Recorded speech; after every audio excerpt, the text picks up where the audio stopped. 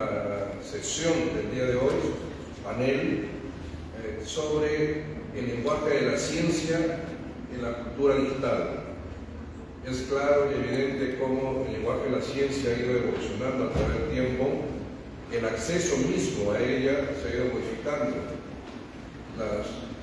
Los artículos científicos europeos llegaban con mucho retraso a nuestro continente, allá por los años siglo XVIII, siglo XIX, y por lo tanto el tener acceso a la información no era tan fácil. Actualmente con la cultura digital está evolucionando notablemente e incluso está al acceso de personas no necesariamente dentro del campo médico, sino de familiares o personas cualquiera que tenga interés en conocer alguna información determinada sobre ciencia, en particular ciencia de la salud, que es el caso que nos compete a nuestra institución. Quien les habla es Gustavo Francisco González Rengifo. Soy presidente de la Academia Nacional de Medicina y decano de la Facultad de Ciencias de la Salud de la Universidad San Ignacio de Loyola. Voy a tener el honor de presentar a nuestro coordinador, doctor José Manuel Sánchez Ron, quien a su vez se va a encargar de moderar la sesión haciendo la presentación de cada uno de nuestros panelistas. Entonces, doctor José Manuel Sánchez Ron. Muchas gracias.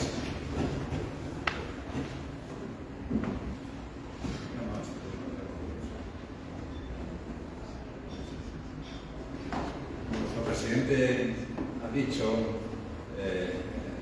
esta sesión está dominada, pero no exclusión totalmente por la medicina. También tenemos con nosotros a un marino, a un militar. El título general bueno, yo me presento, yo soy antiguo físico teórico, convertido en historiador de la ciencia, miembro de la Real Academia. El título de esta sesión es el lenguaje de la ciencia en la cultura digital. Que dice ciencia aquí realmente tendríamos que decir ciencia, tecnología o tecnociencia, puesto que de ambas cosas la medicina, por ejemplo, es una ciencia, una técnica y un arte de la relación médico-enfermo. Y te voy a decir de la Marina o del Ejército. Está íntimamente ligada desde sus orígenes a la técnica y a la ciencia, a partir especialmente de digamos, siglo XX. Primero, recuerdo que la Primera Guerra Mundial fue denominada la Guerra de la Química, pero aún todavía la presencia, la dependencia de la ciencia y la técnica no era tan intensa como durante la Segunda Guerra Mundial. La ciencia del radar, de la bomba atómica, de la aviación. El que en esta sesión esté dedicada a la ciencia, insisto, ciencia y tecnología, y a la cultura digital, al mundo de lo digital, es muy relevante y muy representativo de lo que es el mundo en el que vivimos. Porque en el mundo en el que vivimos, desde hace tiempo ya, se vivirá con más intensidad todavía en los tiempos venideros, está dominado por dos mundos, por dos ámbitos: la ciencia y la tecnología, o la tecnociencia. Podríamos detallar un poco más acerca de esto, y luego por la presencia, la influencia del mundo de lo digital.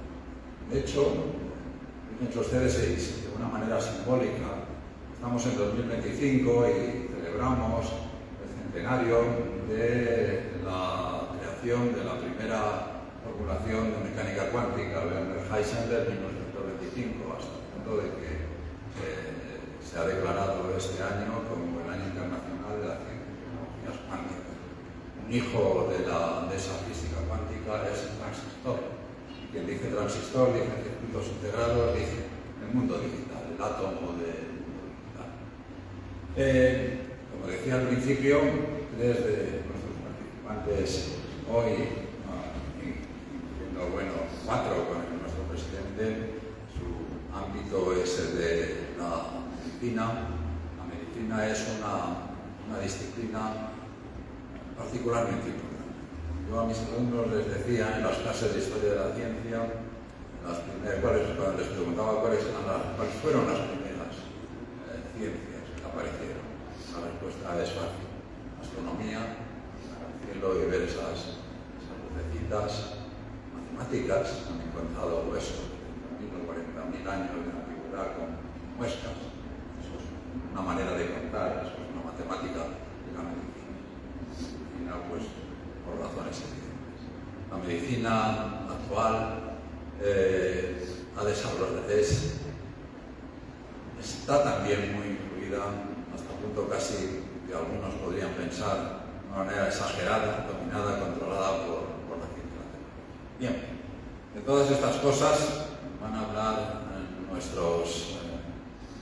los participantes en esta mesa, a los que voy a presentar. Voy a seguir simplemente el orden de cómo aparecen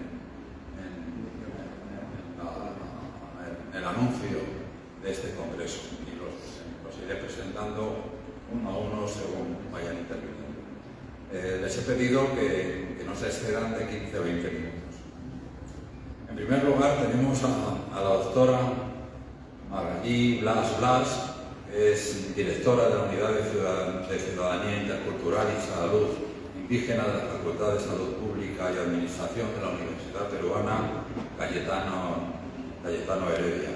Preside la Secretaría de Incidencia Política en Medicina y Salud Pública del Colegio Médico de Perú. Además, es profesora afiliada del Departamento de Salud Global de la Universidad de Washington. Se doctoró en Salud Pública y está especializada en epidemiología. Dirige el programa Mamás del Río, orientado a mejorar la salud materna e infantil en áreas rurales e indígenas amazónicas. El título de su intervención hoy es La cultura digital y el nuevo lenguaje de la ciencia. Cómo ser rigurosos sin dejar de ser comprensibles. La lengua española, que tenemos el placer de que se celebre aquí en Arequipa. Efectivamente, hoy día les voy a hablar acerca de la cultura digital y el nuevo lenguaje de la ciencia, que nos trae un reto enorme. ¿Cómo ser rigurosos sin dejar de ser comprensibles? Y quería explicarles primero cómo el lenguaje de la ciencia ha evolucionado. De lo que hemos conocido, que básicamente la ciencia se publica en artículos científicos. Tengo dos gorros, soy científica, pero también hago incidencia política, les voy a hablar también acerca de eso. Y como científicos nosotros publicamos en revistas indexadas por pares. Y una publicación es una publicación enormemente rigurosa. Cada aseveración que tú haces en una publicación científica tiene que estar referenciada. Y muchas veces para esa referencia hay muchos artículos que puedes referenciar, tienes que escoger los mejores. Entonces, toma mucho tiempo no solo generar ciencia, en nuestro caso, el proyecto que dirijo, Mamás del Río, que busca mejorar la salud materna infantil en áreas rurales y remotas de la Amazonía peruana, demoró 11 años en implementarse y evaluarse, y las publicaciones nos han demorado 2 a 3 años más, publicaciones en revistas como el Lancet o el British Medical Journal. Es decir, generar conocimiento y publicarlo toma mucho tiempo.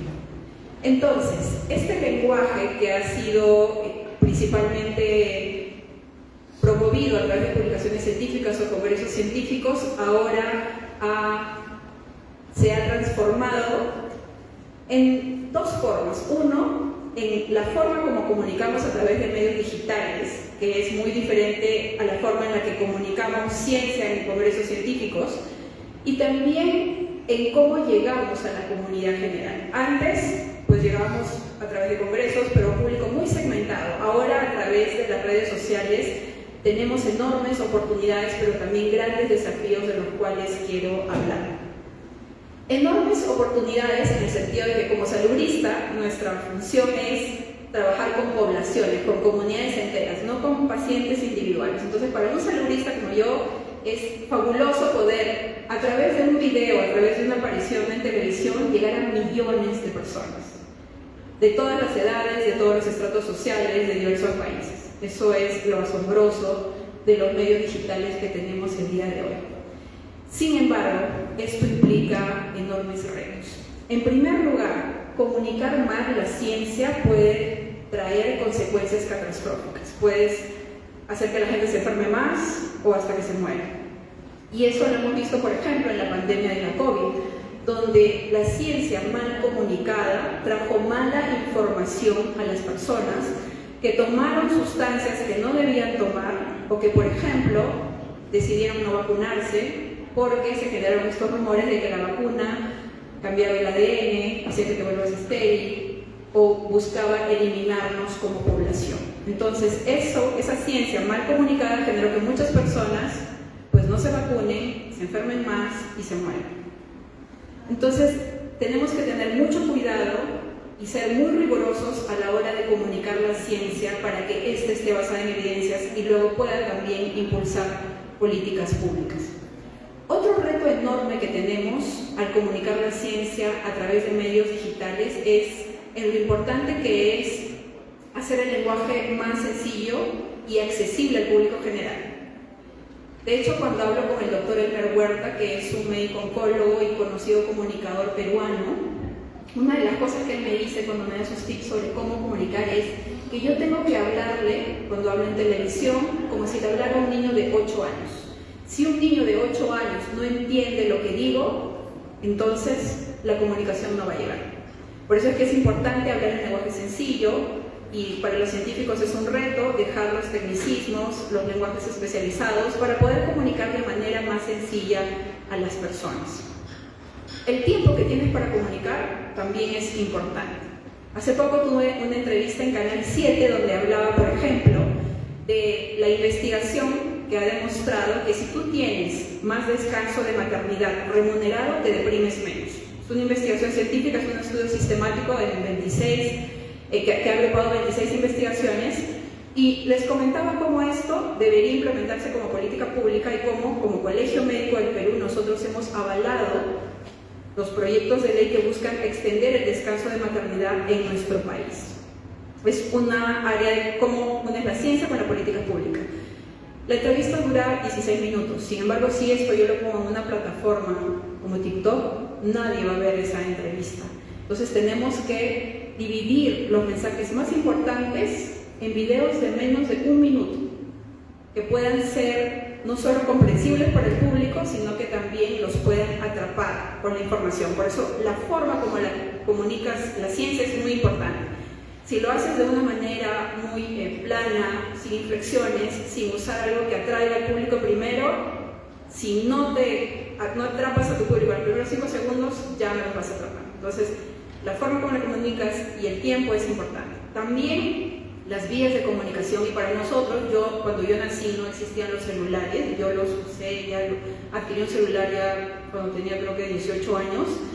Entonces, para los que no hemos nacido en esta era, nos hemos tenido que acostumbrar a comunicar de manera diferente en las diferentes plataformas. Es diferente si tú comunicas en LinkedIn, que es mucho más profesional, si tú comunicas en Instagram, donde son fotos, mensajes muy sencillos, o si comunicas en TikTok o en Facebook. Y las poblaciones a las que llegan son muy diferentes. Hay que saber que Facebook va a ser población mayor, somos de más edad, Instagram son más jóvenes, y así. Entonces tenemos que aprender cómo comunicar, pero adaptarnos también a las diferentes plataformas existentes. Entonces, debes ser muy empático con tu audiencia y atraparla.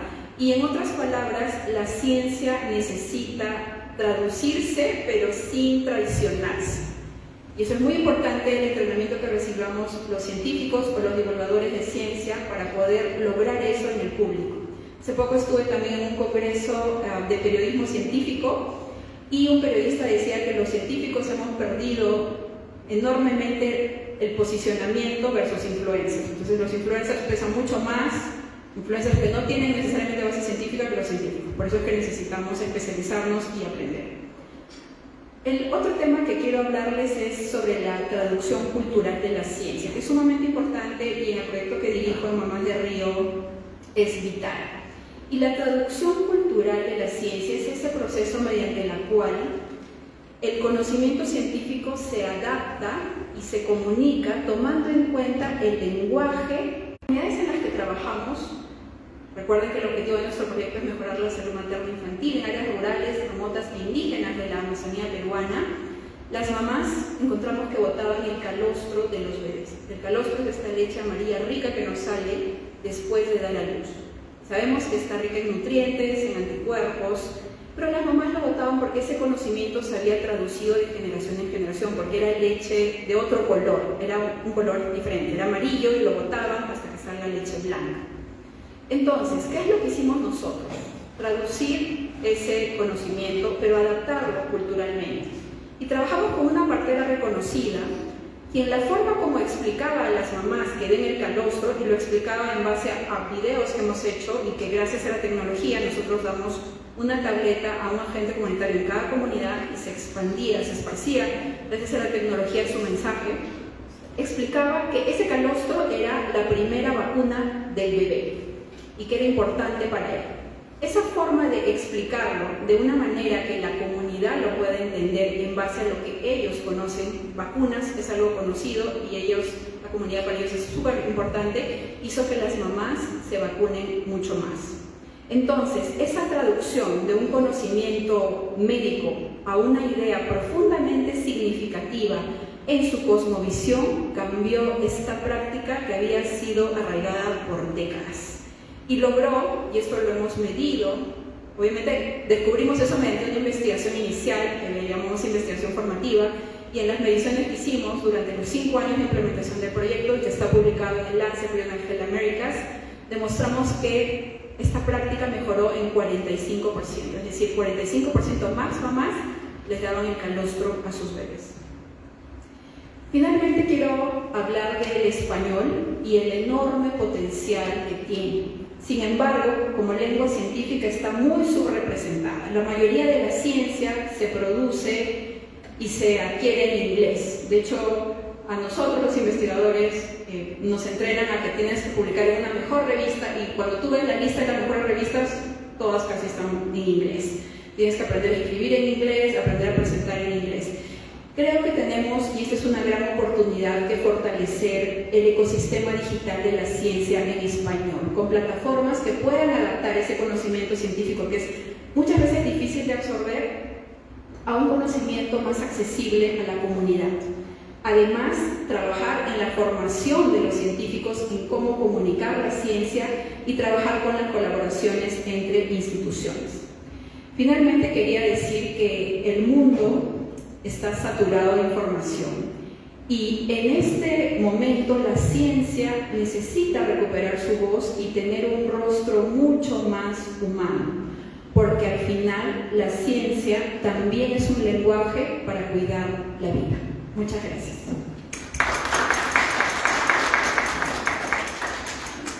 Muchas gracias. Un pequeño comentario, aunque la intervención de la doctora Blas no iba por ese camino, pero lo que implícito está en su presentación, algo que uno de los temas de este congreso, el lenguaje claro. El lenguaje claro sobre el que llevamos escuchando pues una parte de la mañana de hoy, y también en Lima hubo unas jornadas dedicadas a ello. Normalmente aquí hasta el momento, por lo que yo he escuchado, se ha hablado sobre todo del lenguaje claro en el ámbito de la jurisprudencia, de los derechos de la ciudadanía, lo que se refiere a entender las leyes, todo aquello que, como decía esta mañana el director de nuestra academia, Santiago Muñoz Bachado, todo aquello que emana del poder. No hemos entrado todavía, y habrá que entrar en algún momento, o muy pocas, de una manera muy tangencial, por lo que yo llevo escuchado, a la cuestión del lenguaje claro en las ciencias. Y si hay un lugar dentro de una especialidad científica en la que ese lenguaje claro es imprescindible, es la medicina. La medicina, porque es una, como he dicho antes, es una ciencia, una técnica y un arte a la que en algún momento de nuestras vidas, o en muchos momentos de nuestras vidas, con la que en algún momento de nuestras vidas tenemos que relacionar. Y ahí sí que es claramente aplicable esa ese lema del derecho a comprender. Porque el derecho a comprender en medicina es algo que va asociado a la salud. Así que, gracias. Bueno, ahora pasamos a Federico Aznar Fernández Montesino, capitán de fragata, analista principal del Instituto Español de Estudios Estratégicos y profesor del Centro Superior de Estudios de la Defensa Nacional. Es diplomado por el Colegio de Defensa de la OTAN, diplomado del Estado Mayor, especialista en submarinos y en comunicaciones. Es doctor en Ciencias Políticas por la Universidad Complutense de Madrid, licenciado también en Ciencias Políticas por la UNED. La UNED, la universidad, lo digo para aquellos que no lo conozcan, la Universidad Nacional de Educación a Distancia Española. Especialista universitario en relaciones de España con el norte de África y especialista profesional en cultura, religión y civilizaciones islámicas. Como ven, es un hombre, una persona de múltiples conocimientos. De su labor investigadora, quiero resaltar que sus áreas de trabajo son política de la violencia, terrorismo, geopolítica, liderazgo estratégico, teoría de la guerra, comunicación política y un buen número de cuestiones más. Es autor de 5 libros, Entender la guerra en el siglo XXI, La paz de la guerra y otros. Es, como he dicho, capitán de fragata, o sea, un marino. Antes mencionaba yo la importancia que la relación que el mundo militar ha tenido, la dependencia incluso con la ciencia y con la técnica. En el caso de la Marina, esto es, también lo señalé, particularmente evidente. Podemos pensar en cómo las tareas de orientarse, de identificar, de poder establecer el rumbo con el problema de la latitud, el paso, de longitud, perdón, sí. Efectivamente, la latitud está chupada. El paso de los cascos de madera a hierro. Y bueno, en el mundo ya más cercano, no tengo que ofrecer un ejemplo. El primer reactor nuclear que no tenía que ver con producir, sobre todo plutonio, para las bombas atómicas que se lanzaron sobre Hiroshima y Nagasaki, se instaló en un virus. De hecho, ese reactor nuclear fue, y eso no fue una decisión muy afortunada, fue un modelo de los primeros reactores nucleares para usos civiles, es decir, para producir energía. Bien, la intervención del capitán Aznar se titula La guerra en la era digital, lenguaje, narrativa, desinformación y dominio cognitivo. Muchas gracias. Un privilegio y un honor encontrarme hoy aquí. Agradezco la oportunidad que se me ofrece. Y bueno, yo si me tuviera que decir algo, una abierta oposición a la tecnología, que es totalmente necesaria, pero mi ámbito es genérico. Y cuanto más difícil, pues un tema islámico, entender otra cultura, pero tener otra cultura, pero tener otra psicología y otra. Me ha llamado siempre la atención. En fin, las armas, instrumentos nefastos, detestadas por las cosas, el hombre de bien no las emplea nunca. Donde campan los ejércitos, solo perece la paz. Esto que se acaba de citar ahora pertenece a uno de los grandes clásicos de la literatura china, que es el taoísmo. Y ese libro, lo que no sabe la gente es un tratado filosófico militar más potente aún del conocido que todo el mundo cita, que es un y ahí aprendes muchas cosas, como que lo verdaderamente fuerte está abajo y lo débil está arriba, conservarse débil, son principios, ideas muy fuertes, ¿no? Este sentimiento negativo que está impregnado de ese libro es negativo hacia las armas, hacia la tecnología, ¿no? La expresión Fuerzas Armadas establece una relación entre un grupo de hombres y la tecnología.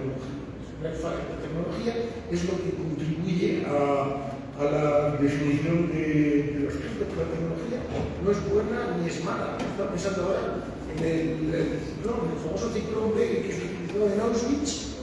Es un pesticida que está en uso. Es un pesticida, aún en uso. No estaba hecha para el mal. La tecnología no tiene ética. Es el uso que se haga de ella lo que marca la ética.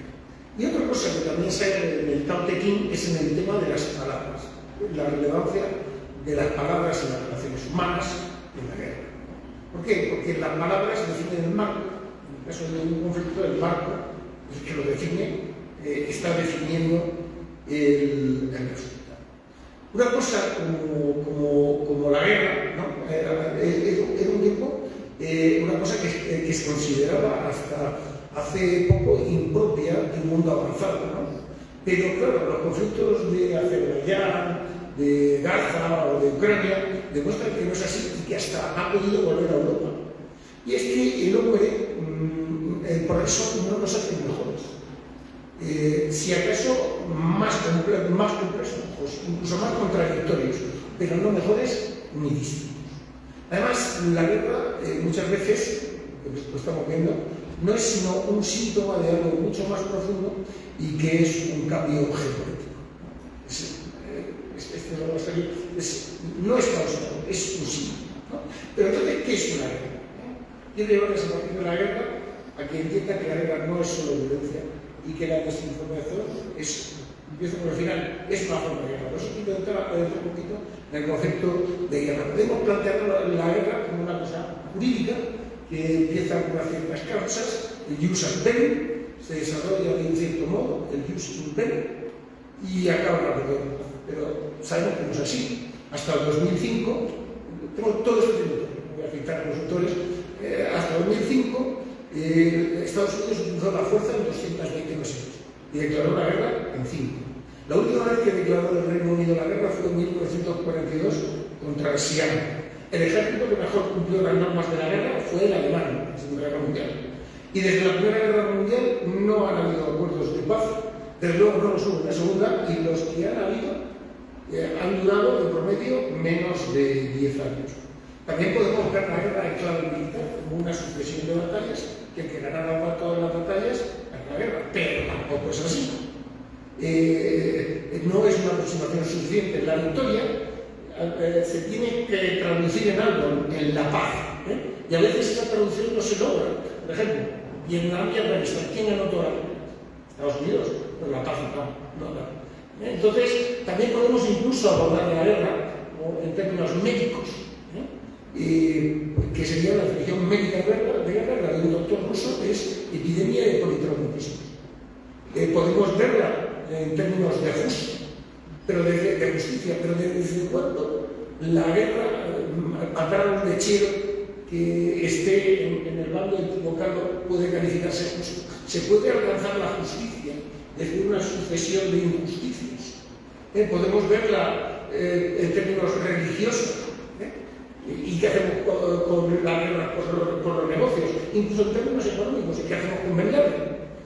Y es que la guerra no es solo un acto ético, ni justo, ni legal, ni geográfico, ni económico, ni religioso. Es un acto político. Es una actividad que no tiene un sentido militar. La guerra no tiene sentido militar, tiene sentido político.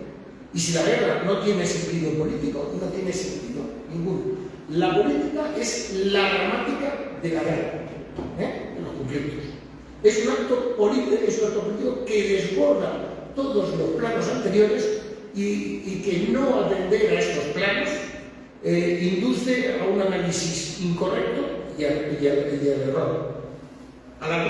Y fíjense usted la cosa que Freud se dio cuenta de que los grandes conflictos se dan entre las diferencias menores. Un libro clásico es El malestar menor. Y cuanto menor es la diferencia, mayor es la violencia para consumar. Por eso los conflictos más graves son las guerras civiles, en que la diferencia se escenifica a través de una violencia. Y luego, otra cosa. Ustedes, si quieren comprender al DAES, es bueno que estudien teología. Pero el análisis de un grupo como el DAES es un análisis, o debe ser, un análisis político. Y si no, nos equivocamos. No es la misma la guerra que hace un pueblo pastor que la que hace un pueblo agricultor, porque la guerra se hace con herramientas. Si Isaías decía, transformarán sus espadas en arados y sus lámparas en podaderas, el profeta Joel decía, transformarán sus arados en espadas y sus podaderas en lámparas. Porque es un movimiento específico y se hace con eso. ¿Y qué es lo que pasa? ¿Qué son nuestras sociedades ahora? Nuestras sociedades ahora son sociedades de la información, que se llaman así por el consumo tan intenso que hacemos de los datos. De hecho, toda la información existente en la historia de la humanidad se dobla cada menos de 2 años. De manera que el 90% de la información que actualmente manejamos tiene menos de 2 años. Y los sistemas informáticos, las autopistas de la información, las redes de datos son claves para su normal funcionamiento. Y eso hace que nos interesemos por ellos porque suponen una vulnerabilidad para las sociedades. Y al ser una vulnerabilidad, hay una perspectiva de seguridad. Por ejemplo, el apagón que se produjo el otro día en España pues, tiene unas evidentes connotaciones de seguridad. Claro, y entonces que siendo la información la clave de nuestras sociedades, no nos debe parecer extraño que la información se haya convertido en un arma, como en su momento lo fueron las hoces y las podaderas. Y hasta se ha tenido que crear en muchos ejércitos del mundo lo que se conoce como un dominio. ¿Qué es un dominio? El ejército de tierra, el ejército del aire y la armada son dominios, son espacios concretos. Pues se ha tenido que crear un dominio cognitivo. Se ha tenido que crear un dominio cognitivo para atender esa realidad. Entonces, claro, y es un dominio que lo impregna todo. La guerra es un hecho social, no solamente un hecho político, es un hecho social, por las herramientas que los utilizan y porque son las sociedades las que lo hacen. Y la guerra se extiende a aquellos ámbitos en lo que llegue el hombre. Si este va al espacio, si va a las redes sociales, a las redes sociales. Si va a la luna, hasta abarcarlo todo. Y si tú no atiendes esos flancos, los cuales se encuentran el dominio cognitivo que tú tienes que atender, pues te puedes ver de forma. Y estamos en un mundo complejo, donde la realidad admite muchas interpretaciones. Es más, muchas veces la verdad no es tanto.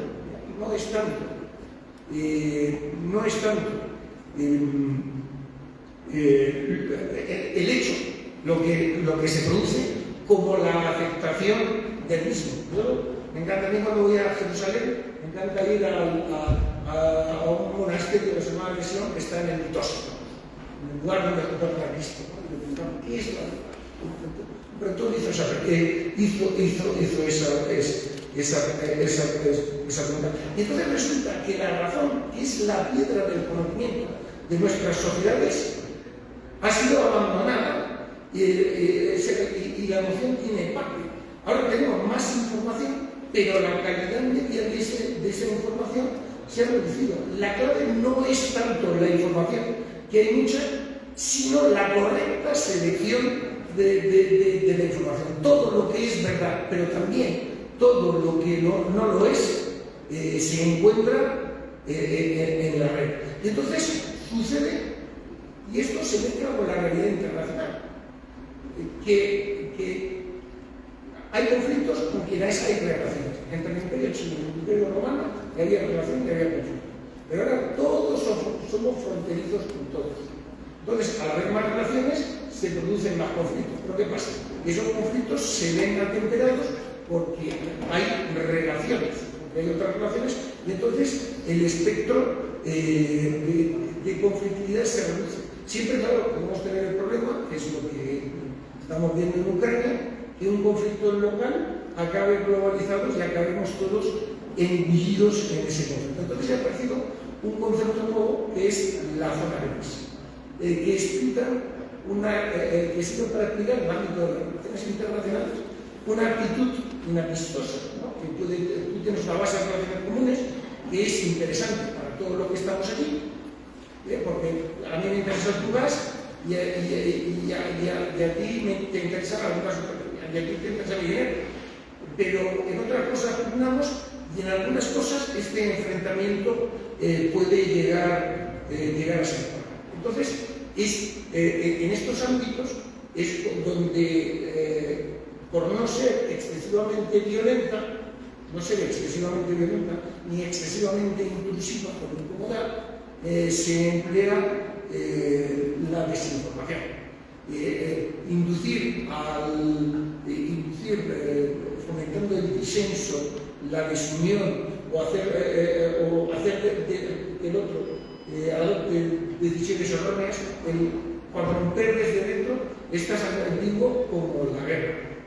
Pero ¿qué es la desinformación? Y aquí voy a un concepto que es, esto es lo más importante de mi mundo. 5 minutos, vale. Esto es lo más importante de esta charla. ¿Qué es la desinformación? La desinformación no son las noticias falsas, los bulos o los fake news. Yo empecé con mi tesis doctoral, con esta cuestión, estudiando la narrativa. Entonces, no es distribuir. La desinformación es todo aquello que maliciosamente nos impide el uso de la información acertada. Es decir, la clave de la desinformación es la agenda informativa. Es decir, no solo es usar la información correcta, porque ellos solamente mienten los torpes. Un torpe miente. Una persona más elaborada emplea la realidad para vestirla de otra manera o hacer una interpretación alternativa. Los torpes mienten. La desinformación está en relación con la agenda informativa, por poner cada cosa en su sitio y darle a cada cosa su valor. Controlando la agenda informativa se puede controlar una sociedad y se la puede deconstruir en su sentido de relleno, porque se puede deconstruir la verdad primero y la sociedad como último extremo, porque no existen sociedades que tengan verdades controladas. Entonces, y hoy en día el ecosistema de la información pues ha variado. Había estudios que se llamaban, el 60% de los norteamericanos se documentaban a través de Facebook. Y es que tenemos que Facebook tiene ahora mismo más de 3.000 millones de usuarios, YouTube 2.500 millones, Instagram 2.000 y Twitter 619. Hay personas con capacidades para movilizar o condicionar con sus opiniones a cientos de millones de personas. Entonces tú puedes controlar, esto es lo que hacía el terrorismo es una forma de desinformación, ¿por qué atacaba en España a las 8 de la mañana? Para estar en las noticias de las 9 y las de las 3 de la tarde. En España entró la Unión Europea, hizo 5 atentados y mató a 3 personas. Entonces, quería que la noticia fuera algo. Una narrativa no está en relación a lo que cuenta, un relato. El relato, esto tendría que tener un poco más, trata de fijar la agenda, el conjunto de temas de los que debe hablarse. Porque los relatos, las narrativas, están debidamente hilvanadas, no admiten la discusión, porque eso incluye sentimientos, incluye referencias, y lo que trata es fijar los temas que deben ser objeto de noticia, ignorando todo aquello que no les interesa. Entonces, la desinformación se emplea para polarizar a las personas, estas se alinean con gente que piensa por ahí, y tratan de esta manera de fragmentar a las sociedades. Y una vez fragmentadas las sociedades en torno a temas como pueden ser los antivacunas, terraplanistas o negacionistas varios, luego lo pueden movilizar utilizando otras causas. ¿Qué pretende la desinformación? Debilitar el conjunto. ¿Cómo se hace eso? Atacando a lo que son los pilares del Estado, que son las instituciones. ¿Y cuándo se hace eso? Pues eso, el mejor momento para hacerlo son durante los procesos de crisis. Y entre los procesos de crisis incluyen los procesos electorales. ¿Por qué? Porque los procesos electorales generan una tensión programada. Entonces, tú puedes polarizar la sociedad y dañar mucho las instituciones. No importa que salga tu candidato, pero dañas a otro. La crisis genera crisis de la información. Entonces, nos pasó en España en Paiporta, ¿no? Su Majestad hizo una declaración y dijo, es que hay mucha desinformación. ¿Por qué hay mucha desinformación? Porque están soltando para que pierdas el control de la crisis, y al perder el control de la crisis dañas a las instituciones y generas desconfianza. Y estamos hablando de cuestiones que son fundamentales para una democracia. Estamos hablando así, bueno, ¿y entonces qué hacemos? La censura, ¿no? Si instalan la censura, pues te cargas, o un Estado policial, te cargan los derechos fundamentales, porque nosotros vivimos en democracia, y no porque quiera el enemigo o quien no son nuestros competidores, vamos a renunciar a nuestros derechos fundamentales. Esto requiere de unos estudios muy adecuados que compatibilicen los derechos fundamentales con su protección. O sea, tú pones en el centro la desinformación, la respuesta es Estado policial y censura. Si lo pones un poquito después, tomando en consideración la desinformación y estas cosas, pues ¿qué sucede? Que el agente otro te está perturbando. Lo que tú tienes, las sociedades tienen que decir es fijar en el centro sus derechos fundamentales, luego ver dónde quieren ir y tomar las medidas, y no someterse a lo que otros quieren, renunciando a lo que realmente es importante, que es nuestro ser democrático, nuestro... me gusta la definición que dio el director de la RAE, nuestra felicidad. Muchas gracias.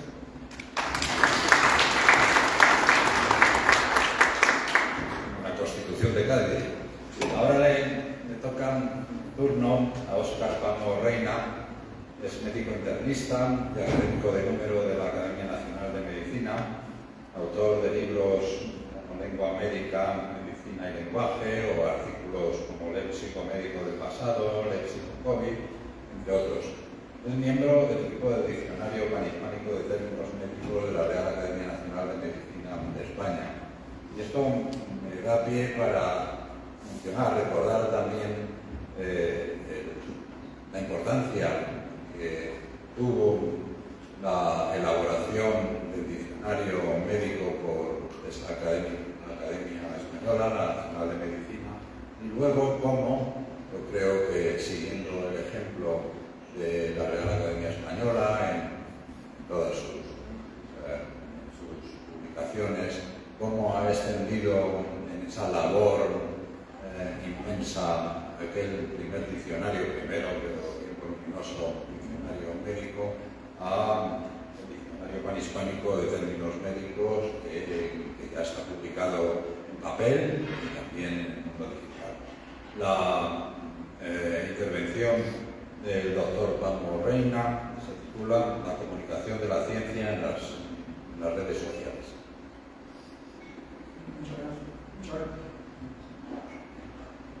Muchas gracias por la invitación. Y este enjundioso auditorio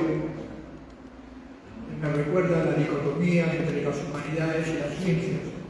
Al final de los estudios secundarios teníamos que optar por una carrera. Los que tenían aversión por las ciencias se iban a las humanidades, y los que se iban a las ciencias eran sometidos a diversos exámenes, pero había uno de ellos, el de humanidades, que era su punto flaco. Sacaban tan bajas notas que ese examen de humanidades, para lo de ciencias, muchas veces significaba una alteración en el orden de mérito o no interesar a la humanidad. El mensaje es: los que nos dedicamos a la ciencia no debemos dejar de interesarnos por las humanidades y viceversa.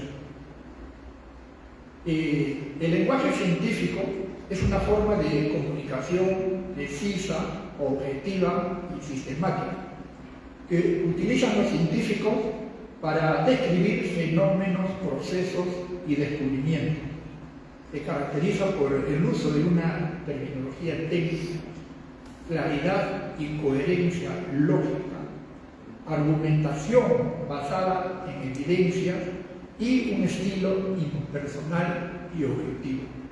En las últimas décadas, la forma como se comunicaba la información científica se ha visto sometida a una transformación, a la transformación en el mundo digital. Esto porque, por un lado, el tener la información médica en formatos digitales ha cambiado la accesibilidad. Es mucho más fácil ahora obtener información. Yo soy de lo que he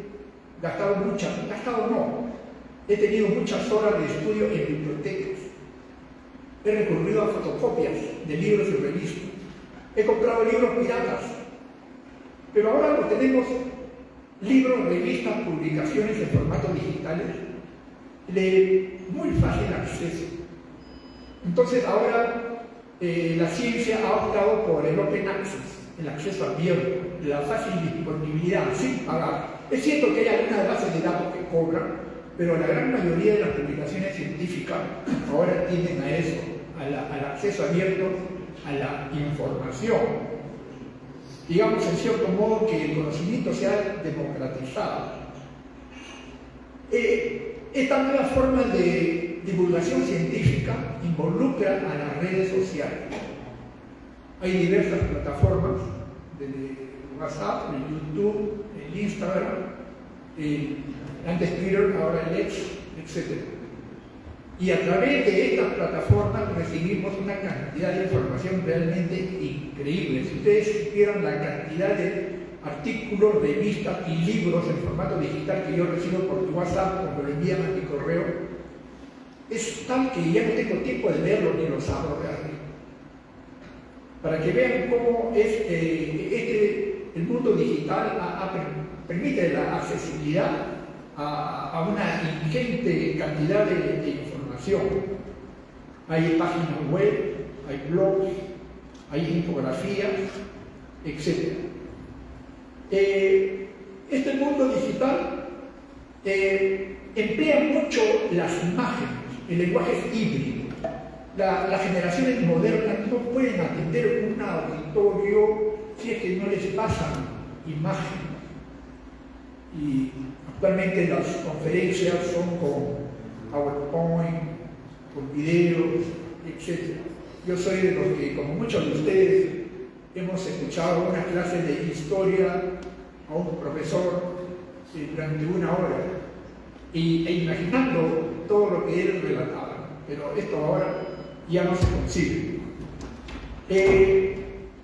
La comunicación científica en las redes sociales lleva a la aparición de un lenguaje científico informal para el público no especializado. Tenemos que adecuar el lenguaje. Por ejemplo, si yo le digo a un paciente, usted tiene elevado el colesterol unido a la lipoproteína de baja densidad. Me va a entender. Pero si le digo, usted tiene el colesterol malo elevado, me va a entender. Va a ver que hay un colesterol bueno y hay uno malo. No es ni bueno ni malo, es una terminología y muchas analogías que utilizamos para llegar al público, para que de una u otra manera nos entiendan. Incluso el conocimiento científico que ahora me llega por el inglés nos lleva a crear continuamente una serie de neologismos. Por ejemplo, me llega la noticia de los premios Nobel de Física, de los electrones variados Cooper y un en inglés tunneling, tunelización. Si ustedes buscan en el diccionario de la RAE, tunelización no existe. Entonces, cuando uno lo traduce, habrá que crear nuevo vocabulario. una demostración, y así por el estilo son muchos.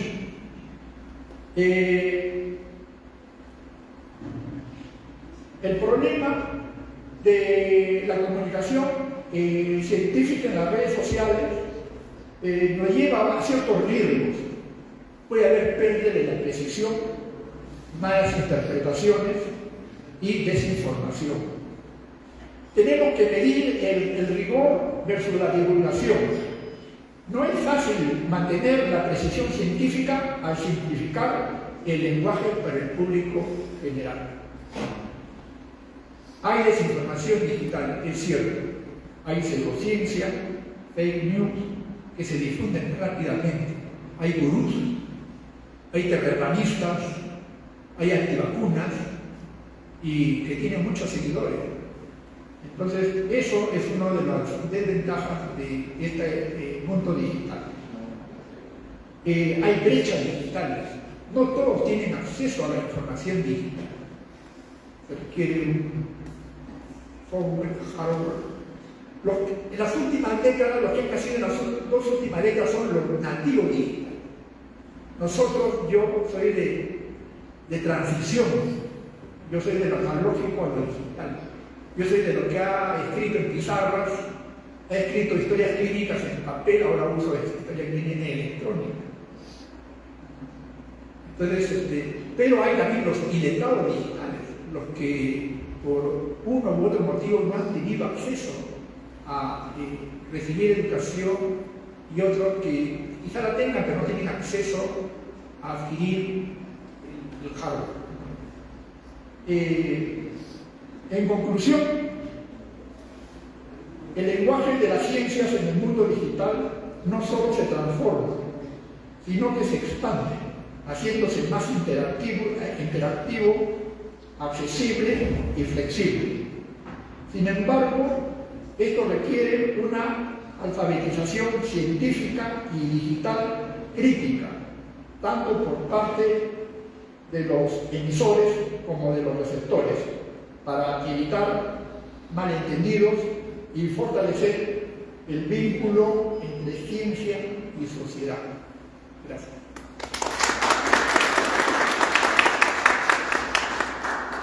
Bueno, con respecto a la tunelización, aquí, aparte de mí mismo, Guillermo Rojo es otro de los miembros de la Comisión de Vocabulario Científico y Técnico, lo consideraremos, pero yo creo, Guillermo, que efecto túnel sí lo tenemos. Entonces es el problema de si incluir derivados de palabras, pero muchas gracias por el comentario y gracias por su intervención. Antes de dar la palabra quiero mencionar, porque así me lo pidió, inicialmente estaba previsto que participara en esta mesa José Luis García Delgado, que es catedrático de Economía, laureado, que durante muchos años rector de la Universidad Internacional de Pelayo, en la actualidad director del Observatorio de Nebrija del Español. Él había preparado una intervención del español en la sociedad sociodigital en la que iba a tratar en el resumen, la revolución digital y la lengua, el español ante las nuevas tecnologías de la información y ante el desafío de la inteligencia artificial. No puedo, naturalmente, no tenemos tiempo de su intervención, pero no ha podido venir porque enfermó de COVID y aunque se ha recuperado, todavía no estaba con las fuerzas para emprender ese día. Ahora le toca al doctor Álvaro Rodríguez Gama, es médico cirujano y especialista en psiquiatría de la Universidad Nacional de Colombia, académico de número de las Academias de Medicina y de la Lengua de Colombia, secretario ejecutivo de las Academias Latinoamericanas de Medicina y España y Portugal. Hablarán, no me da un título específico, pero sí los temas sobre los que piensan centrar su intervención: el gigantesco crecimiento del conocimiento científico en las últimas décadas, el desarrollo de todos los léxicos, vocabularios y publicaciones especializados, incluyendo la medicina, el mundo digital, que ha inventado todas las formas de comunicación, etcétera, y hasta dónde es posible y necesario el lenguaje claro en la ciencia. Doctor Rodríguez. Muchas gracias, Maestro José Manuel Sánchez Romo, por la presentación. Es un honor participar en este 10º Congreso Internacional de la Lengua, y específicamente en este panel. Un saludo de agradecimiento a los organizadores, a las entidades que han intervenido para realizar este magno evento, y específicamente aquí los coordinadores, presidentes y compañeros del panel. Quiero hablar de algunos aspectos que tienen que ver con el lenguaje científico. Lo primero que yo deseo manifestar es lo siguiente. ¿Cómo se ha disparado el conocimiento en el mundo en las últimas décadas? Es algo descomunal, asombroso, inaccesible, inaccesible. En cualquiera de las 10.000 disciplinas, la Organización Internacional del Trabajo dice que hay 10.000 oficios distintos. En todas y cada una de ellas hay una inmensa cantidad de conocimientos nuevos que por lo tanto sobrepasan la capacidad de comprensión y de aprendizaje de cualquier ser humano. Doy brevemente unos ejemplos. Ustedes recuerdan la química. Durante milenios solamente sabíamos de agua, aire, tierra y fuego, solamente 4 elementos. Después, a través de los siglos, se llegó a la tabla periódica de los elementos, 118. Ya había algunas dificultades para entenderlo. Pero aparece la química combinatoria y el desarrollo de todas las herramientas fabulosas del mundo moderno. Y en este momento, en el CAS, Chemical Master Service, que es la entidad que cataloga las sustancias químicas simples y compuestas, óiganlo bien, distinguidos asistentes, hay 280 millones de compuestos catalogados, identificados y con su nombre individual. En una sola área de conocimiento, 280 millones. ¿Qué decir de la astrofísica? Habíamos convenido pues, que había 64 galaxias, algunas 14 de ellas muy importantes. Llegaron los grandes telescopios. En la actualidad son miles de millones los astros identificados. ¿Quién puede, qué cerebro humano puede con estas cifras? En medicina tuvimos tradicionalmente 4 áreas básicas: medicina interna, ginecología, cirugía y pediatría. Hoy en día hay 144 especialidades, todas con un conocimiento y un lenguaje profundo. Es decir, este es mi concepto, el principal problema de la ciencia. No que haya tanto conocimiento, sino que no está organizado, que no está comprendido. Lo que yo planteo es que hay una torre de Babel impresionante en toda la ciencia. Un especialista no entiende a otro especialista. Mucho menos, claro, los pacientes y familiares en el área médica, cuando un médico les está hablando. Estamos ante uno de los grandes monstruos de la civilización, el crecimiento del conocimiento. Pero desde antes ya estábamos enfrentando nuestro planeta, la existencia, como nos enseñan los lingüistas, literatos, los investigadores de todos los dialectos y lenguajes del mundo. Había 7.000, hay 7.000 lenguajes diferentes en el mundo. Claro, son 20 de ellos hablados por más de 50 millones de hablantes cada uno. Pero son 7.000. Entonces, si usted va a Alemania y usted no sabe alemán, usted no entiende nada. Si usted va a Japón y no sabe japonés, no entiende. Y si usted va a China y no sabe chino, no entiende. Ya de por sí teníamos muchas barreras de comunicación y llegó el crecimiento increíble, inaudito de la ciencia. ¿Qué ha pasado entonces desde el punto de vista lingüístico? Pues han crecido todos los léxicos, todo el vocabulario, las publicaciones, por favor. Solo Ciencias de la Salud se está escribiendo un artículo nuevo cada 5 segundos. ¿Quién logra enfrentar eso? ¿Quién logra leer eso? ¿Quién logra entender eso? Entonces, hay un aluvión, un tsunami de información. Esto es bastante complejo. En la conferencia anterior escuchábamos cómo se investigan millones de términos de la cultura popular. Entonces ya los términos, todo es de millones. El ser humano tiene unos límites lingüísticos que no podemos olvidar.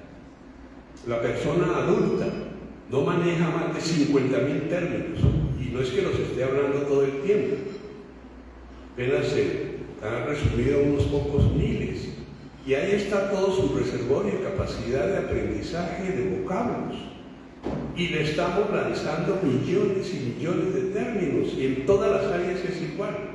Recientemente en medicina, la genética hace saber que hay 19.500 genes que son importantes, que codifican, que generan pues una acción metabólica importante, pero cada uno de ellos tiene su nombre.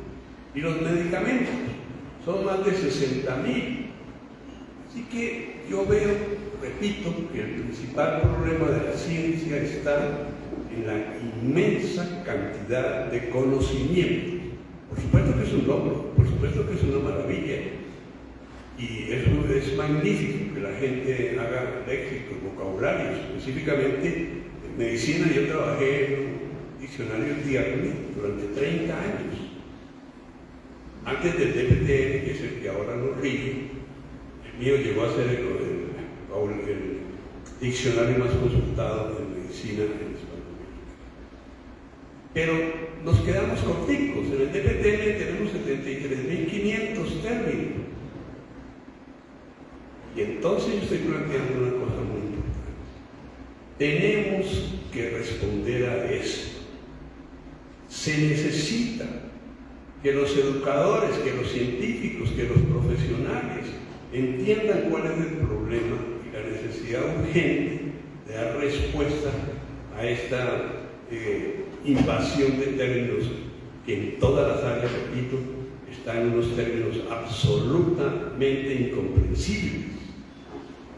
Agreguemos un poco, porque somos humanos, el narcisismo humano, una de las esencias del ser humano.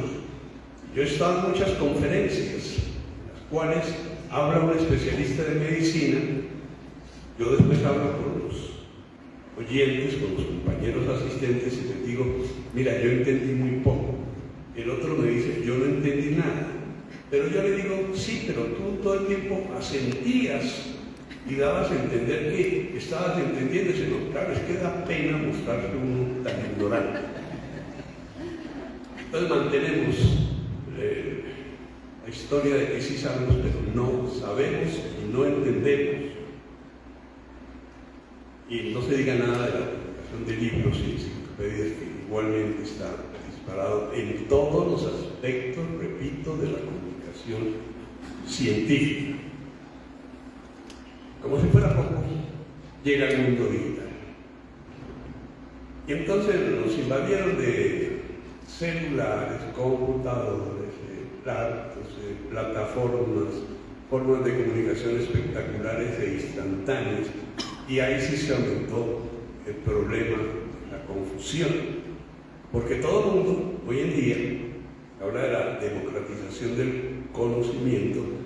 Y hago un brevísimo paréntesis para decir, muchas veces los políticos dicen que son ellos los que le dan a la gente toda una cantidad de situaciones favorables, objetos, posibilidades. No, ha sido la ciencia la que realmente ha dotado al ser humano de unas herramientas maravillosas, muchísimas de ellas gratuitas y disponibles en todas partes del planeta.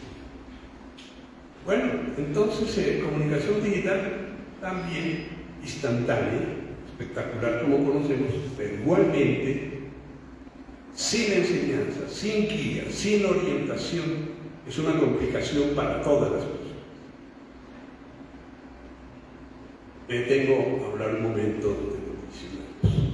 Los diccionarios son espectaculares, diría yo que son la cima del conocimiento lexicográfico.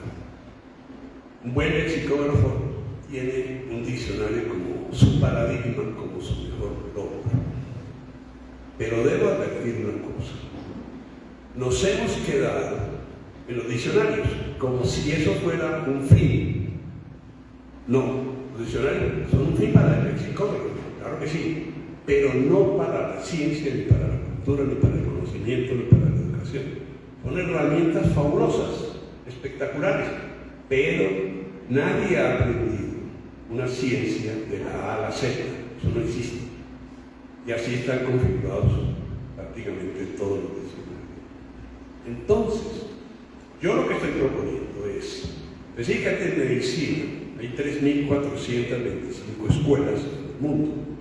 Hasta donde yo puedo saber, en ninguna parte de ellas, cuando figuran en 20, 25 asignaturas importantísimas, todas lo contaba, pero en ninguna de ellas se está enseñando el lenguaje de la medicina, que creo es mucho más básico que otros conocimientos que se divulgan.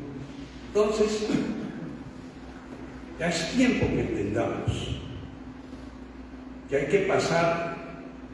Claro, son tan importantes los diccionarios que a veces nos dejan es como el gran paradigma, y así lo son, pero tiene que ser entonces la gran herramienta para pasar a la enseñanza del lenguaje de la ciencia. No es posible en todas las ciencias se está hablando tan mecánicamente, tan repetitivamente, y muchas veces quien habla no tiene ni idea del significado de las palabras que está utilizando. 5 minutos. Muy bien. Y termino con lo siguiente. Es un comentario sobre el lenguaje. Aquí nos hablan de la importancia del lenguaje. Yo me refiero a la medicina. Es absolutamente importante. Doy un ejemplo de algo que es letal en medicina. A pesar de que hoy en día la historia clínica es electrónica, en casi todas partes del mundo, la fórmula, las recetas siguen siendo manuscritas. Doctores, la lectura de una fórmula médica es como estar uno enfrentado a un jeroglífico egipcio. Qué cosa tan complicada, qué cosa tan difícil. En el gran estudio que todos conocemos del año 2007 del Instituto de Ciencias de Estados Unidos, mostraron que 7.000 personas allí murieron por culpa de la mala letra de los médicos. Así es de grave, médicos. Nadie entiende. Es un auxiliar de enfermería que está interpretando órdenes, no sabe el nombre del medicamento, no sabe si es una ampolla, no sabe si es un comprimido, no sabe cuánto tiempo, no sabe cuánto queda, porque es que no son legibles.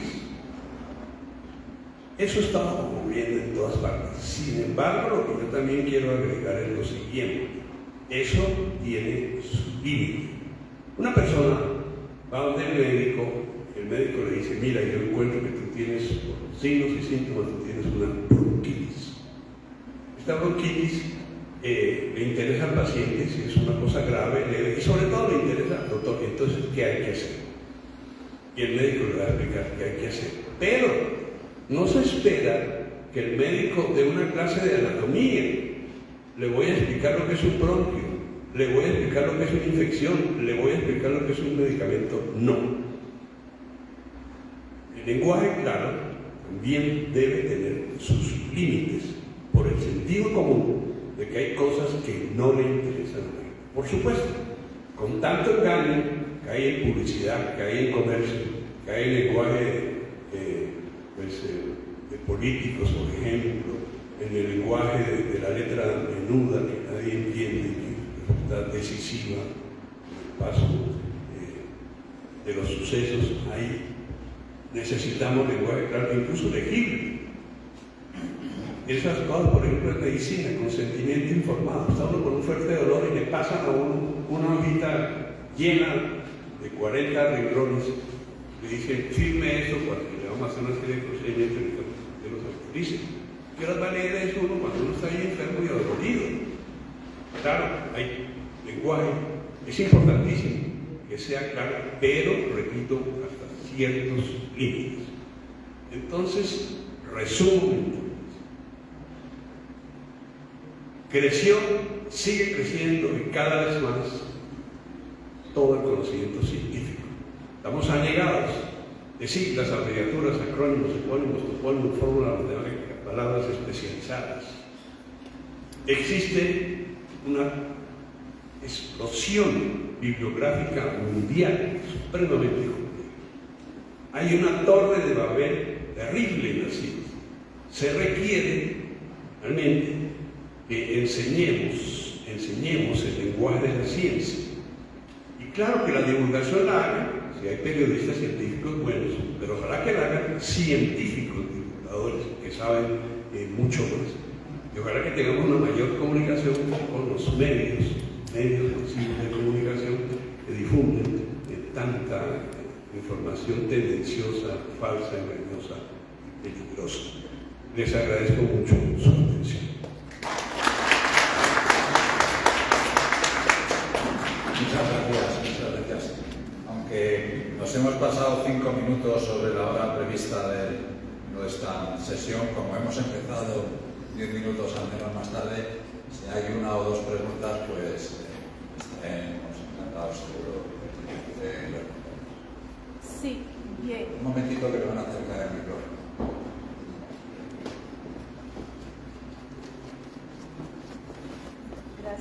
Gracias por su exposición. Mi pregunta va por el tema de CONCITEC, sobre todo los que son peruanos, y de pronto la NECA, que es la acreditadora en España, con respecto a que se valora solo las publicaciones en Scopus, en Web of Science, para ser acreditado como un investigador como tal en el Perú. Los más bajos puntajes tiene Cielo, y si publicas en una revista importante, pero que no está indexada, no tiene simplemente puntaje. ¿Cuál es su opinión? No sé si en España pasa lo mismo, sobre esta división, digamos, ¿no? ¿Están de acuerdo o no están de acuerdo? Y muy ligado a esto, se habló del narcisismo, que muchas veces lleva a los investigadores por el afán de publicar, de cometer faltas a la ética, ¿sí? Y aparecen publicaciones fantasmas, ¿no? Entonces ya la ciencia, que es donde nos anclamos, donde estamos, ¿no?, de alguna manera asegurados, ya todo se vuelve inestable y desconfiamos. Esas dos cuestiones, y bueno, Concrete, por favor, la pregunta. sí, concreto la pregunta. Su opinión acerca de la labor de CONCITEC en cuanto a publicar en revistas indexadas, ¿no?, o no, y el tema de la ética en las investigaciones.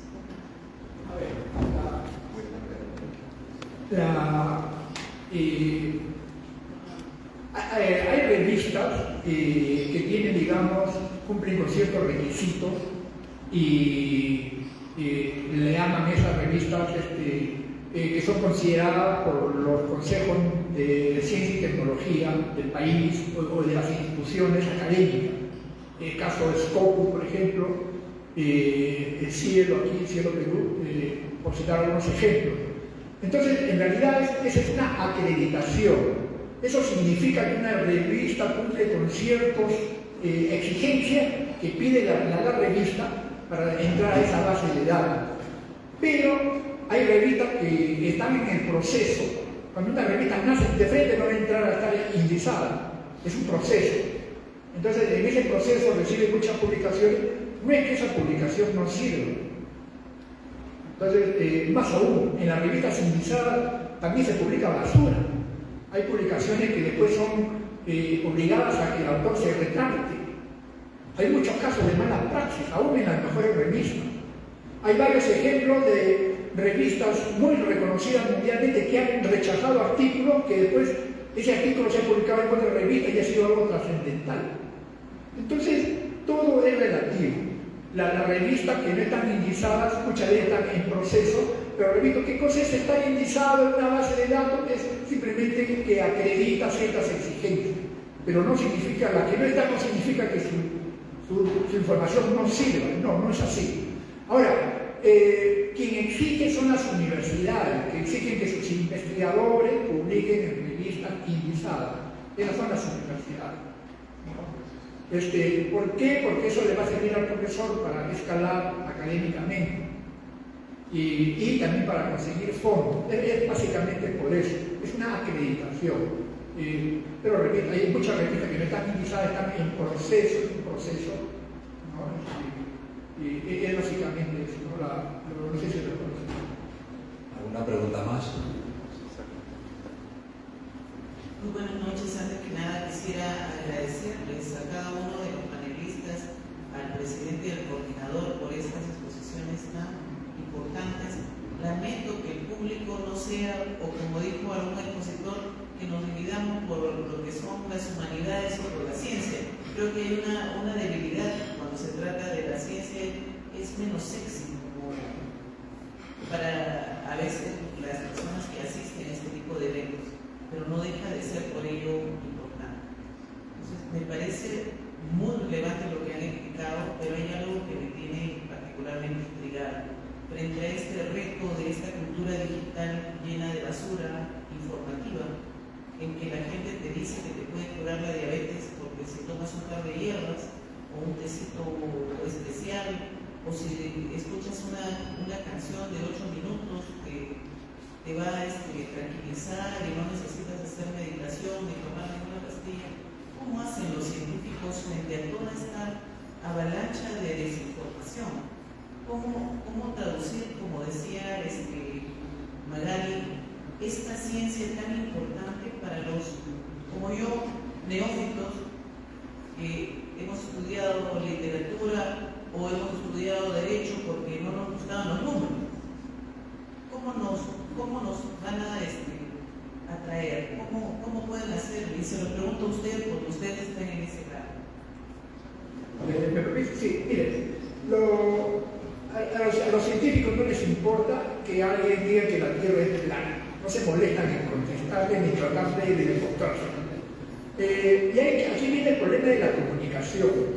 Hay gente que sabe mucho, es un gran científico, pero no sabe divulgar o no le gusta divulgar. Lo mismo en la docencia médica, hay grandes cirujanos, grandes médicos, pero son malos profesores. Hay otros que no son tan buenos, pero enseñan muy bien. A uno les nace, pero la técnica de enseñanza, eso se aprende, se enseña y se aprende. Hay una tecnología para docencia en adultos, en educación superior. Todo se aprende. Entonces, lo que nos falta son divulgadores científicos. Gente de los mismos científicos, no son, por ejemplo, Carl Sagan fue uno de los primeros, por citar uno. Entonces, nos falta así de la talla de un científico que tenga esa facilidad para llegar al público en general. Nos faltan periodistas especializados en ciencia. Yo he leído artículos en Nature y en Newsweek excelentes por la calidad técnica de la información, una revista general. Entonces nos falta eso, periodistas especializados. Eso se puede enseñar también en las universidades. Entonces, carecemos de eso, son muy pocos los divulgadores de ciencia. Y esa sería una forma de contrarrestar a aquellas personas que venden una serie de mensajes o grandes propiedades, cosas que en realidad no son ciertas, ¿no? Entonces, y hay que educar a la gente, que la gente sepa a qué fuentes acudir, ¿no? Desafortunadamente la información que hay en las redes es tal que leen lo primero, escuchan y leen lo primero que quieran, ¿no? Pero hay que enseñarles a discriminar, ¿no? Es un proceso que tiene que ver con la educación, básicamente. Doctora Blas. Gracias. Creo que hay una pregunta que no fue contestada ayer con respecto a la ética. Es vital los entrenamientos que debemos tener los profesionales, los científicos en la ética de la investigación, muchas veces por esta presión, que no justifico esto, pero por el hecho de que hay un bono del investigador, que no todas las universidades lo dan, pero para que sepas, si tú publicas en ciertas revistas, te pagan. En el caso de la Universidad Cayetano Heredia, en la facultad mía no existe eso, pero entonces eso lo que hace es que genere investigadores que quieran tener más publicaciones y tener estas fábricas de manuscritos que no sé si han visto en la televisión, pero básicamente son revistas que te publican lo que sea y hacen que suba tu score. No solo que ganes dinero como investigador en ciertas universidades, sino que también tu score en Concitec. Entonces eso es algo que hay que contrarrestar, tenemos que saber identificar a qué revista vas a publicar. Yo sí estoy de acuerdo, yo he publicado en varias revistas, pero por ejemplo sé que el filtro en Lancet es mucho más alto que el filtro en otras revistas. Entonces, esos filtros realmente sí son importantes. Lo otro, como decía el doctor Pamo, es importante enseñar a la gente dónde buscar. Y aquí quiero, por ejemplo, ¿no? Medline en español tiene información que es basada en ciencia, pero deberíamos tener más formatos de Latinoamérica donde podamos descansar y decir, aquí en esta web puedes tener información confiable. Y aquí el rol de los ministerios de la salud, de la Organización Panamericana de la Salud, de la Organización Mundial de la Salud, en cómo divulgar y cómo explicar eso, porque yo sé que si está en la OMS es que es algo que ha sido revisado, si está en el Ministerio de Salud es algo que, y deberían ellos decir qué información es falsa y qué no. Y finalmente decirles que sí hay entrenamiento, pero no es muy potente todavía en las universidades para los científicos, para que ellos aprendan a divulgar. Pero en primer lugar deberíamos trabajar en que los científicos quieran hacerlo. Cuando en mi momento en la Universidad Peruana Cayetano Heredia me pedía el que buscaba posicionamiento en redes o en televisión a científicos que puedan ser voceros, muchos de ellos a veces no querían por este concepto de que vas a ser figuretti, ¿no? Porque ellos no son figurettis y ellos no van a ciertos lugares. Entonces, no, obviamente no todos, pero un grupo, entonces tenemos que aprender a que informar y divulgar ciencia es vital, y para eso los científicos necesitamos entrenarnos, así como nos entrenamos para ser profesores, por ejemplo, cómo dar una adecuada retroalimentación a un alumno, que no la hiera, sino que haga que aprenda, igual como investigadores debemos aprender a divulgar para hacer que el conocimiento sea más accesible y comprensible al público general. Recordemos esa recomendación que recibí yo, que tienes que hablarle como a un niño de 8 años, y el niño tiene que comprenderlo. Yo rápidamente, lo que he dicho antes, la agenda informativa. La clave es encuadrar, considerar la validez de la información y su importancia. Y dos cosas, además de eso. O sea, si en vez de a doctor Google se va a un mal médico, tendrá mejores resultados. Aunque el doctor Google sí con una orientación para salir del paso. Digo, la gente que consulta, ¿no? En estamos también fundamentalmente médico. Pero luego hay otra cosa, frente a los muros está el fact-checking, está el comprobar la veracidad de la información, y si alguien dice de inyectarse lejía, entonces para curarse el coronavirus, que eso ha pasado la historia, hay que entender, o sea, eso lo decía Derrida, no solamente está la mentira, sino que hay que entender cuál es la finalidad del mentiroso, es decir, por qué ha hecho eso. No es tanto la mentira de sí mismo, sino el por qué ha hecho eso. Bueno, voy a usar yo de mi capacidad. Su pregunta es muy relevante, ciertamente. Yo he pensado bastante en eso y tengo que hacer algunos comentarios. Aquí, con toda justificación, se han señalado algunos de los problemas asociados al avance, al desarrollo de la ciencia, el gigantismo, el increíble número de publicaciones que hacen que sea imposible, nada más que para el especialista que sabe todo de nada, o sea, de muy poquito, pueda avanzar. Sin duda alguna eso es un problema, pero hay también, efectivamente, abusos, fraudes científicos, que se publican muchos, ¿no? A pesar de todos esos problemas, la ciencia y su hermana o su hija, la tecnología, nos ha hecho que vivamos como vivimos. Sé que hay pobreza, que hay desamparo en este planeta, por supuesto, pero que podamos vivir más y mejor, sin duda alguna. Y dicen que Isaac Newton no vio nunca el mar, él que con su teoría de las mareas, derivada de la mecánica newtoniana, nos enseñó mucho acerca del porqué de las mareas, ¿no? Estamos hablando de finales del siglo XVII. piense cómo nuestros conocimientos, mis nietos pequeñitos, saben ya mucho más de lo que yo sabía de conocimientos científicos, y no porque hayan tenido clases, sino por el medio ambiente, de lo que yo conocía cuando tenía 15 o años así.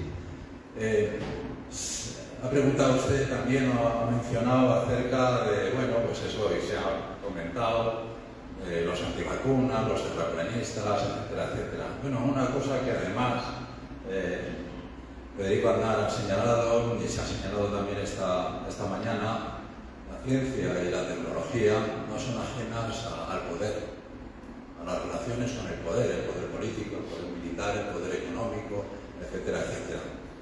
Ahora, naturalmente, eso está muy al cabo de la calle, lo conocemos todos con el presidente de Estados Unidos y las políticas que está implementando y los que implementó. Hay un libro que no me acuerdo ahora el título, que se publicó hace poco tiempo, la que fue responsable, la doctora que fue responsable de los programas sanitarios, de la política, digamos, del presidente Trump durante su primer mandato. Bueno, ella era consciente, y lo dice en su libro, de que eso eran unas barbaridades, pero el poder, quien tiene el poder, manda. Luego se ha mencionado aquí, usted ha preguntado cómo saber mejor, y la cuestión de la divulgación. Bueno, en primer lugar yo tengo que decir que, en mi opinión, la primera y única obligación del científico es contribuir al avance de la ciencia y enseñar, si tiene una función docente también. No es una obligación, aunque sería deseable, que difunda, que emplee tiempo en difundir sus conocimientos. Yo eso ya sé que es muy radical, pero lo creo. Sin embargo, tengo que decir, además lo conozco porque, bueno, pues desde hace bastantes años dirijo una colección que yo creo que no es mala, de ensayo y divulgación científica, de historia, en la editorial Crítica de la Contra. Y bueno, pues tengo que estar informado de eso. Nunca, pero nunca en la historia ha habido más y mejores escritores, divulgadores, si quieren también, pero yo hago también el énfasis en escribir. Richard Dawkins, en uno de sus libros, en el prólogo, decía, y tenía, en mi opinión, toda la razón, que lo mismo que se ha dado el premio Nobel de Literatura a Bob Dylan, pues se podría haber dado perfectamente, y se debería dar, Carl Sagan, por supuesto, Sagan es un buen candidato, como lo fue, mi admiradísimo Stephen Jay Gould, el paleontólogo, biólogo evolutivo, etcétera, etcétera. Oliver Sacks, el neurocientífico, el autor de libros memorables como El hombre que confundió a su mujer con un sombrero, no solo nos enriquecían, sino nos emocionaban también con sus escritos. Hay otra cosa que no se conozca ni no se divulgue, el número de ejemplares que se venden de libros de ciencia, magníficos libros de ciencia, de ensayo, si quiere. Yo me gusta hablar más de ensayo. Es pequeño comparado con novelas, el tiempo, pero el recuerdo suyo no dura ni un año. De manera que muchos prestigiosos científicos, no solo al final de sus carreras, sino en medio de ellas, aunque no tengan esa obligación, han escrito libros que están a disposición de todos nosotros en medicina, en paleontología, en física, por supuesto, en astronomía, en astrofísica, en prácticamente todas las disciplinas. De manera, se ha mencionado también la prensa. La prensa, por supuesto, está más vertida hacia la política, una cultura. Las páginas de cultura normalmente no hablan de ciencia, por esa cosa de que la ciencia no es cultura, esa estupidez. La cultura es todo en primer lugar, ¿no? Pero ha mejorado mucho el papel de la ciencia en algunos al menos de los periódicos, y hay algunos periodistas científicos que escriben maravillosamente. De manera que bueno, pues a mí no me gusta ver la ciencia, pues tiene dos versiones también, o dos facetas. Por un lado es terrible y por otro lado es maravilloso, ¿no? Pero comparémoslo con... si comparamos la ciencia de hace, ya digo, simplemente los 3 siglos, así, los tiempos de Newton, y en la actualidad, la diferencia es gigantesca. Pero comparemos cómo era el Homo sapiens en los tiempos, por ejemplo, en que coexistía con los neandertales, y en la actualidad. Me refiero, comparémoslo en cuanto a sus pasiones, sus sentimientos, etcétera, etcétera. En mi opinión, la diferencia no es tan grande. Bueno, les agradezco mucho su paciencia y el que estén aquí, como usted ha dicho, pues no somos lexicógrafos ni lingüistas, pero bueno, algunos sí, pero bueno, somos lo que somos.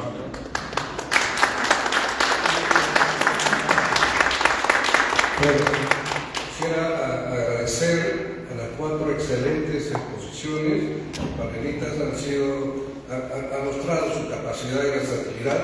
Quiero agradecer también al coordinador, José Manuel Sánchez, por tan brillante manejo de esta sesión, y a cada uno de ustedes por la paciencia de estar hasta tan tarde escuchándonos y interviniendo y participando en este tema tan interesante, que aún con el tiempo que hemos pasado ha quedado muy corto, porque aún quedan muchas cosas más por discutir. Muchas gracias por todo.